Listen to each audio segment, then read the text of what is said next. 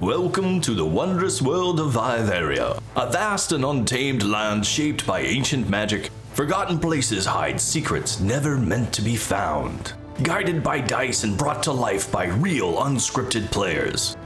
They are not heroes, not yet, but in Viveria, legends are not born, they are forged. Milo, he's terrified, and he shouts down to the deck to you guys. Give me the battery. Give me the battery. I'll take you anywhere, any city you want in this realm. Just give me the battery and I can get us out of here. And he's holding out his hand, and you can tell he looks really desperate, and he's pleading. What battery? The green glowy thing. I can smell it on you. I know you have it. Don't play any games with me. Now is not the time. Give me the battery. Watch your tone. He appears to be very afraid, and he's pleading with you to give him the battery. Will the battery get us out of here? Yes, I can use the battery to get us out of here. How can we trust you? It's either me or him, and he points to the Death Knight. Oh, those are our options. I don't have the battery. I say we give it over. Get the heck out of here. It Yeah, we stinks. need to get out of here. Who's got the battery? I do, I think. Is it the glowing rod? That's it. I have it. I will give battery. Clear it off your inventory. And are you going to throw it to him, or are you going to run it over there? Yeah, I'm like kind of far from him. Tell him he can come get it. Yeah, come You get want it. Let's see how far he can go. We're afraid. 30. Now the shock trooper will get his way. He can land here. The crew is actually not feared, and they're all ready to go with their ballistas. All the weapons on the ship, all the crew has pointed all the weapons right at the Death Knight and the dragon. Milo runs over to and he's like, give me the rod, and he holds his hand out and uses his full dash. He's a hippo, right? He's a man, and so it just boom, boom, and the ship, you can feel it rattling as he is running at a full charge, hand out like a sprinter trying to get a baton from you as he's trying to grab it and run. He's a man hippo? He's got the body of a man, but more like the body of a big man, like, huge. And then he's got a big hippo head. Interesting. Yeah. And by the way, he does have pistols on him. He also has a hammer on his side. Okay, did you give him the thing yet? What I need you to do is make an athletics check to try to hand this thing in full motion. He's trying to pass by it, run in full speed, and we need to get a baton handoff. Okay. Oh, you're not feared, right? Okay, so no disadvantage, No. just regular roll. You just need a 10 or better. 11. He's got the ball. Yay. Now here's the thing. You guys have not taken any actions. You've done your movement and some chit chat. He is now out of his turn. He cannot get where he needs to do this turn. Reading his body language, you can tell he's running to get it and go somewhere. How do I see how many spells I have left again? If he had spells, you should have the little dots. You have one first level spell slot left. You fill them in as you use them. Got it. Okay. Yeah, you fill them in as you use them. I might be doing that wrong. If you fill them in one time and then the next time you undo them and then you fill them in the next time, you have infinite spell slots. Genius. Yeah, my spell slots never run out. I've noticed, actually. Yeah, but you do a lot of cantrips, and cantrips are fine too. I do, yeah. I like to use those. Okay. Yeah, maybe just throw the shield of faith on someone who has the lowest AC. I don't know, just in case he starts swinging. That's cool. Concentration.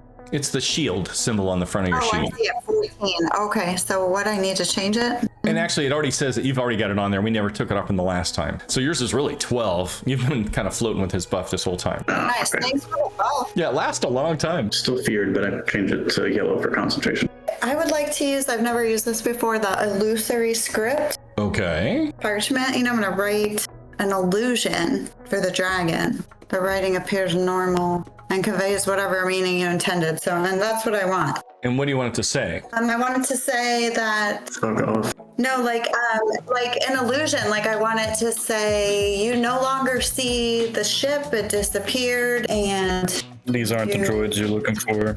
yeah, exactly, something like that. These are not, there's nothing here for you to see anymore, basically, like that. No, it doesn't work that way. It just means you get a piece of paper and you can put any text you want on it, and whoever reads it, they'll understand what you meant by it. So it's more like a universal text. Oh, so Yeah. it doesn't actually create an illusion? Just the writing itself is the illusion. Oh, Like you could dispel it and all the writing would disappear. But you could write them, like you could hold up a sign above your head written in the script that says whatever you wanted to say, and he would know what it meant. Like you want to protest, like no war. or like Falco, don't you remember us? Didn't he know us? We pulled him out of that first dungeon, right? Almost. You almost pulled him out of it. Are you mad 'cause we Remembers that we left him. Oh shoot. I don't know then. Maybe I won't use this. I don't know what to write. Okay. I thought I was gonna make an illusion. I thought it'd be cool. Okay. Let's see what else I have. All right, while you're thinking about that, Cooter Slams, have you come to a decision? Is your hesitation over? Yeah, a refusal from me to hand over the scimitar. Oh, all right. What do you tell him? I can respond to him. You're guessing so? Or you could talk to him if you don't know the mind trick thing. You're like, I don't know that trick, but you could yell at him if he's on the dragon if you don't know how to respond. I've been talking to the beach through my mind for a while now, so if anything, this could be a delusion to begin with, and he's not actually talking to me at all. But You guys see this? Did anybody see that? yeah, So you're telling us too that you don't want to give up the battery? no, my situation is not about the battery. Yeah, Okay. the scimitar Okay. is what has been requested of me from Falco. I'm refusing to give him the scimitar. Was fuck you. Is that your That's what I response? said. Just Yes. 2 words. Okay. All right. Fair enough. And so like the dragon's gonna attack next? Is that what's happening? Guys, It'll like be I need their turn. You don't know what he will do, but it will be their turn. He asked for something. You don't know what it was. You're not even sure he asked for anything. All you know is he was like looking at, Cooter Slam's all mean. Cooter Slam's looking back at him all confused. Next thing, Cooter Slam's face looks kind of resigned, and Falco looks pissed. That's all you know. Okay, well, how about I cast Tasha's Hideous Laughter Okay. on solid. Falco? A creature of your choice that you can see within range perceives everything as hilariously funny and falls into fits of laughter. Oh, if the spell affects it, the target must succeed on a wisdom saving throw or fall prone, becoming incapacitated and unable to stand up for the duration. I'm gonna cast that. Like, then he'll think everything's funny. It's a wisdom saving throw. Here's a spoiler alert. He gets +9 to his roll. What? Oh boy. +9? He rolled a 24. He looks at Noxious. you and goes, "You fucking ants. I just wanted the sword. Now I'm gonna rip you from the sky." My bad, guys. He says this out loud this time. Yes, he said it out loud in common very loudly. Fuck. Nice. Maybe we I shouldn't say have out loud. ran. Why didn't you just ask? Because no one else knows yet. So why didn't you just ask? All right, Cooter Slams, you're the last one. Do you have any actions to take this turn? I didn't take an action, no, it's just a refusal. Let's see here. Yeah, that's just chit chat. Yeah. If you want an action, you can still do that. Taunt him, make a little nana boo boo face at him. Oh, okay. As well. Do some local classics like your mom's a. Yeah, exactly, yeah. Your mom's so Okay. orcish. Your mom's so orcish. Yeah. All right. Your mama jokes. So you taunt him further, which explains his even angrier face. The crew, who is not afraid, they open fire. Sit up, guys. The catapult, guard A is going to fire a catapult. When does our fear end? Every round, you'll get to re-roll to give you the mechanic. Nope. All right, catapult 1 missed. Now the 2 ballistas, +1, miss. His armor class is a 20, and the dragon's is a 19, so that's gonna miss. All right, so boom, boom, boom. They all open fire. It's not necessarily that the blows are missing the dragon and the Death Knight. They're just not effective. They can't get through that scales on the dragon. It's the easiest thing to hit, and it just bounces right off. These non-magical weapons, this crew, this dragon, it's just bouncing off of them. Should have done a fireball. Fireball solves it all. Well, speaking of which, Remember, we'd rather die like heroes than live like cowards. Exactly. We're not afraid. We're only afraid right now because of the spell. Yeah, well, we're magically afraid. Magically. That's it. he utters some arcane words, and he points to Cooter Slams, and he says, "Give." And Cooter Slams, you feel that word echo in your brain. Give.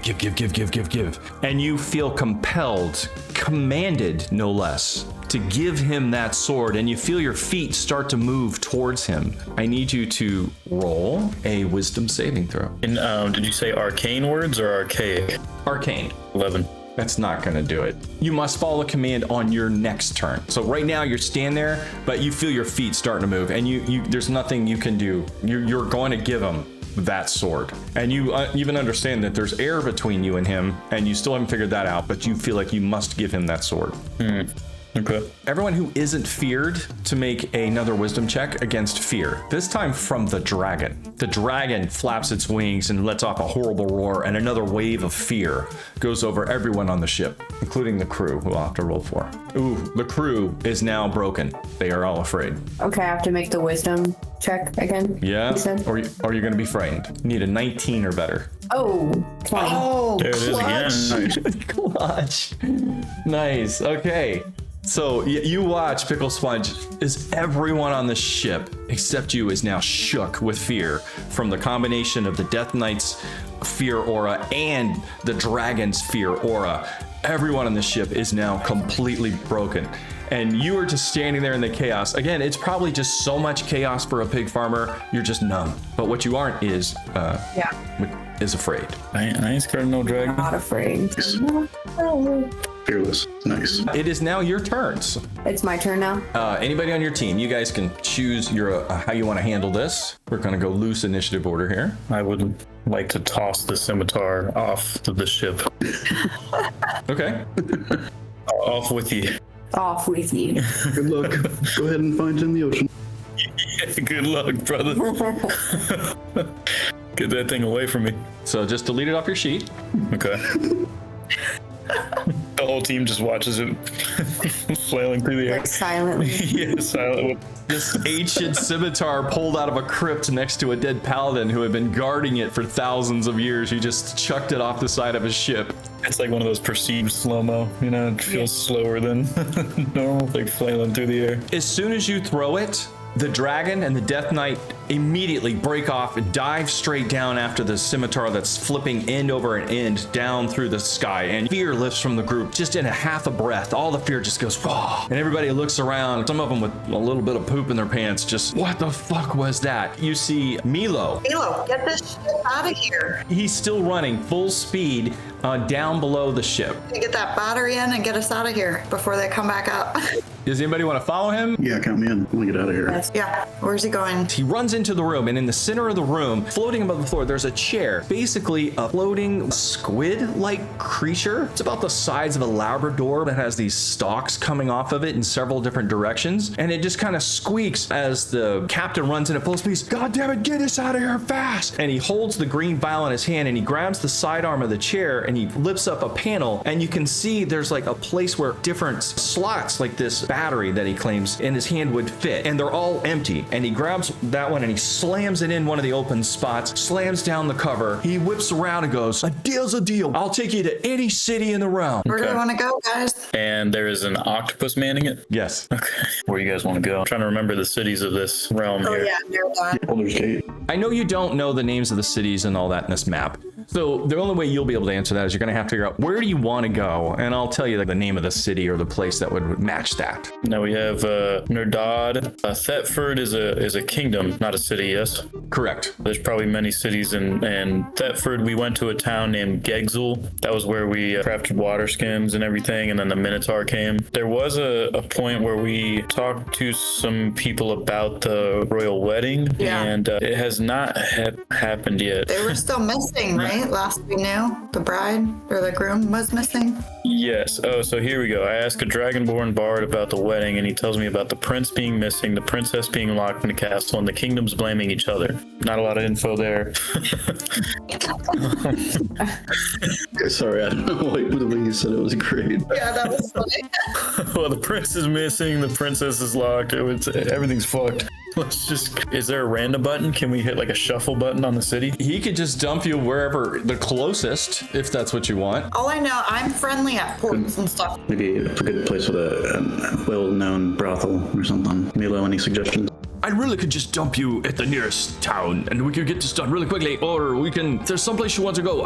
I really do need to be on a move. I do fear now that we have drawn so much attention from the Astral Elves. They will be here soon, and I was supposed to be on vacation. This is a nightmare. Well, which one's your favorite town? Yeah, let's go to Funky Town. Funky There used to be a lovely place in Kasgar off the coast south of here that had incredible trade, and you can get the best seafood around. I mean, we started with that whole wedding thing. Is that completely abandoned now? Part of your challenge is you guys have been in the woods so long and things have been happening and you just don't know what they are. You do need information. You also need a place to rest. Yeah. You need a place to figure out how to obtain your level 4 abilities. And the best place to do that is a high density place. Basically give you the lay of the land. Here's Thetford. These are the mountains dwarves live in here. This is Bio's home are these mountains and they're attached and allied with Thetford. You guys were all the way over here in this little area in the southwest of Thetford, and your little train was to go to a little town over here and do the wedding.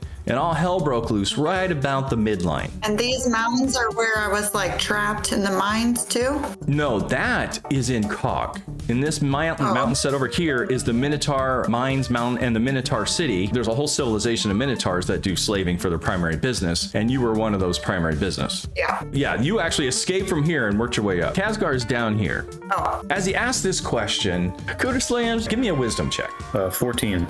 You can feel the pull of the beach. You're right here where my cursor is. Can you see that? Is that a lake? Yeah, there's a lake a giant lake right here, like a Lake Michigan sized lake. And you're just off of that out here. There's a town near it, but not on it, that you were on the edge of when all hell broke loose in the bar with the bugs. So you're in this area right here flying. What you feel is south by southwest. You feel the pull of the beach. Bio, your current situation is, there's a shit show going on at the homelands where you've heard that the Thetford people and the dwarves, although they have been allies, are now in this whole politics where Thetford is blaming somehow the dwarves for what has been going on. You also have your royal friends that the wedding never happened. They have been captured. That is a big concern of yours. One of your best friends is missing. So those are the things that are driving you. But you also have this group of people and you have this innate and now divine authority to protect people. Pickle Sponge, you're a pig farmer completely out of your world. And you were just trying to make a good life for yourself and your family. And you really wanted to find a way to explore and make money and build a good life. And this is so far out of your expectations. You've just been on this wild ride, even somehow ignoring fear from dragons and death knights when no one else could. Your primary motivations are really trying to drive towards building that family that you, as a poverty stricken for every generation you can ever think of, some way to get out of the hellhole. Cooter Slams, you were in your last few years, you did pretty well for an old man. You were expecting to die soon and you were just trying to have some fun. And all of a sudden you were presented with strange powers, talking voices, and all these other things in your head that were going on. And it's just so far out of your control as well. It seems strange, but you also were friends with the royals. You've known the royal people in Thetford. You were a countryman there for so many years. And to hear it's being ripped apart by what's been going on is a little disturbing to you as well. You also see some opportunities in these new friends and powers you're acquiring. Zaina. Cooter Slams has old age. He's like senile. He's very old. How old are you, Cooter Slams? I've forgotten now. Let me see. I'm 76 years old. Oh, I'm 20. Nice. 58. Okay.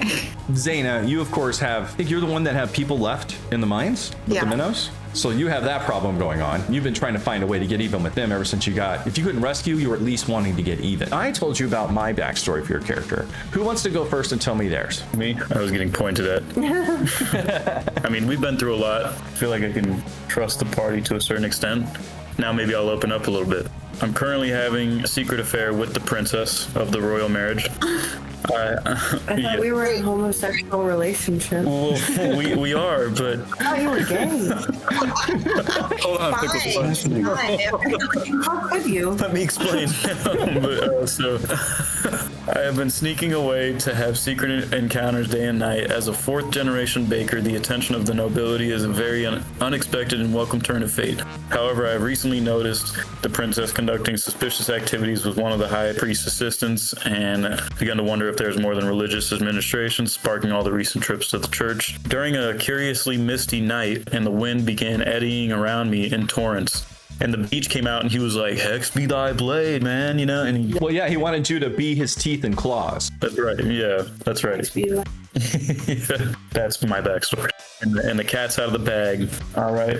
I can't keep the secrets. His princess became very enamored with the church, and in particular that female priestess that you encountered at the Temple of Raptisi, who actually seems to have let Raptisi out. Priestess had spent a lot of time with her before your caravan trip started, and that's the suspicion you were having before you left town. So that was okay. So that's a connection there. I didn't know that was that priest assistant that let Raptisi out. Okay. Yeah, that was the priestess. The priestess that was on your caravan was the priestess you saw Raptisi leave the cave with. She was the one that taunted you while you were in the caravan because she knew you were dating the princess. So she came up to you, and that's why she was giving you shit. Wow, Okay. Everybody knew, but else. But yeah, he did let the cat out of the bag on that. All right, who wants to go next? Yeah, that's fine. I'll go. Okay, so part of my backstory talks about the scars I have from the Minotaur abuse I endured. The scars across your back aren't random. They were carved by the Minotaur as both punishment and mockery. Each welt a reminder of your place beneath them. But over time, you begin to notice a pattern. The deeper the wounds, the more familiar they seem. They form a crude but recognizable map of the tunnels beneath Brawl, the prison mines where you spent 10 years digging through darkness and stone. You remember where your friends were last seen and where escape might still be possible. The map is part of you now, burned into flesh and memory, a roadmap to the prison that shaped you and to the vengeance that still drives you.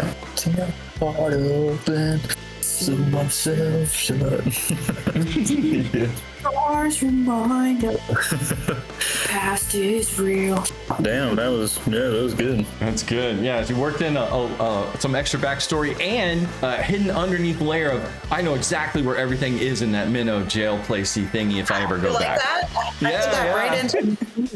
Yeah. That was really good. All right, Pickle Sponge, what do you got? From a very poor family of pig farmers, you taught yourself how to read and almost immediately earned yourself a spot in the royal family logistics department.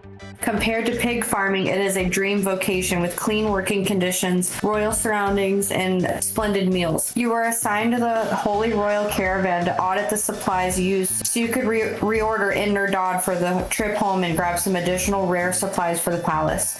You recently found a strange glowing 4-inch rod with metal caps at each end in the Thetford Palace cellar storeroom marked as unknown destroy. You secreted it out of the palace in your pocket. That's like what I had to begin with, and then this is what I added on. All of your time working in logistics, you always passed by the library and inquisitively decided one day in your free time to look at the archives. As you were reading, you notice a hidden door behind the bookshelf. Inside, you find some seemingly ancient sacred texts. One in particular stood out to you, Open Hand Techniques by Grandmaster Kane. In the coming months, you devoutly studied this book and the ways of the open hand as they were taught in the Monastery of the Yellow Rose. Oh, that was good. I like that. Yes, and we've introduced a book and a place and a label. Yeah, we can build on that. That's awesome. That's an actual monk from the lore. And the monasteries from the lore as well, Forgotten Realms. It's a famous monk, apparently. And you all have diverse ambitions.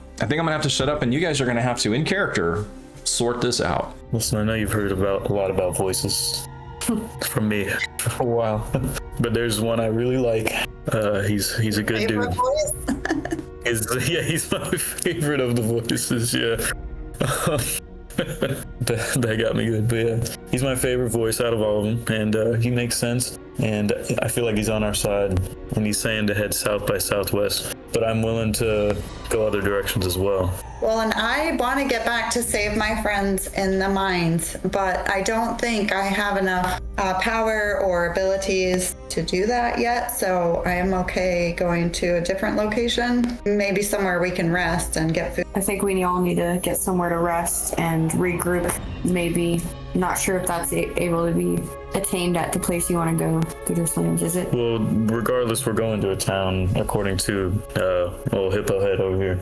So, regardless, we're hitting a town, and maybe we head in the south by southwest direction, unless there's a specific direction you guys want. Let's try Casper. It was nice, and it's a little southwest of here. Well, it's a little southeast, but Cascar is south. Yeah, I mean that could work. Plus, it might have think that ports. might be It a looks like country, it's got a lot of water, and I'm good like around ports and Oh, but he said any city, right? So we could go to Khazgar because it's got probably some cities within it, of course. and Yeah, all there's a that, few so- cities there. Yeah. Should just teleport to a city wherever the beach is. Yeah, where is the beach? Hey, Where you at? Yeah, let's link. Yeah. Do you ask him? Actually, yeah. Slams. Where you at, dude? Roll a d20. You're looking for a 16 or better. Lord. Darn. You don't get a response, but you do get an emotion, pain, a deep depression and loss and sadness and grief, and a malevolent anger. Everyone make a perception check. Cannot roll tonight. Cooter Slams, make a constitution check. Oh. Cooter Slams, you notice this and no one else does. When you connected to the beach and you felt all that pain, that seething willingness to cause violence, it's a rage. You notice that some of the tips of your bronze scales have a subtle shade of blue, but it doesn't interfere with the conversation. Please continue about the location you'd like to go to. Your things just turned blue. No one sees it. You guys don't notice it. It's just a subtle tint to the bronze scales at the very tips of some of his scales and just subtle places. That is, Does that help you in any way know where he is? not as far as I'm aware. No, you feel the general direction. It seems pretty far from here. I mean, you can't, it's always seemed pretty far. It's never seemed any closer no matter where you moved. Can we ask Milo if there's anything like southwest? There was something you needed to do in Khazgar, no? Or was that just a suggestion? That was just a suggestion from Milo. It was the first place he mentioned that had good horse. Yeah. Let's do it. And a good place. He said they were friends. I want it. What about you? Yeah, I'm about it. Let's do it. Khazgar. You want to take him to the largest city in Khazgar. Sure. Do they have, male horse too? A horse or horse, man. Kid friendly? They go in flocks. It's a worldly Let's do it. brothel. I'm sure they got everything. Whatever you'd like. You make your decision. Emilia tells the squid thing sitting in the chair in a squeaky language that you don't understand. And the squid goes, oh, like that. And it looks really frantic and it starts dialing in some things. And then you can see it stops touching the buttons and it squints its squibby eyes and concentrates. And you feel the ship start to vibrate. Hold on. Smart, yeah. You can some sort of energy coming through the actual ship. A bubble appears around the ship. And what it's doing is it closes the entire ship in an air bubble. And the ship shoots straight up into the sky. It skips over the atmosphere completely and comes down straight into the largest city in Khazgar. Now, as it's coming down, you can see this large city. It's on the west coast of Khazgar, the very farthest west tip, right on the line. And you can see that it is massive. There's ports all the way around it. However, on the one side of it, there's a black fleet, and you can see that there are large creatures pouring off of it. It looks like they're attacking the city. And as you get closer, you can see they appear to be draconians or pouring off of these ships. And on the ships, you can see that there appears to be giants, one per ship, and there's about 15 of them. Can we change course? Dude, just put us into action. Mila goes, whoa, this isn't going to work. Well, we're going to try the second biggest city. And he spins you just south down the coast, a little further away. And as you're flying away and you look back, you can see that the ships are launching catapults and the giants are beginning to actually deboard the ships and are starting to just fling citizens left and right with their swords. There does appear to be some sort of defense being put down by the city. You're quickly flown away and you go to the second largest city. He takes you down to a harbor and it's peaceful but busy. You can see people are hurrying and you can see a lot of it is food and it appears to be weapons and it appears a lot of ships are sailing north. So it appears this city is feeding the war to the north.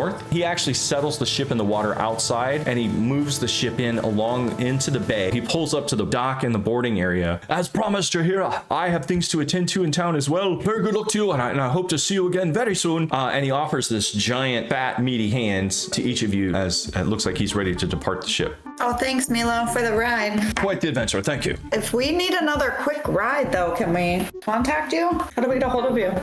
Make a persuasion check. Oh, okay. Oh, of course. An 11. I mean, it seemed to be fast travel. We like your chair, kind of goes everywhere. We might want to use your services for a quick ride in the future. He looks you up and down. He's all right. Tell you what we do.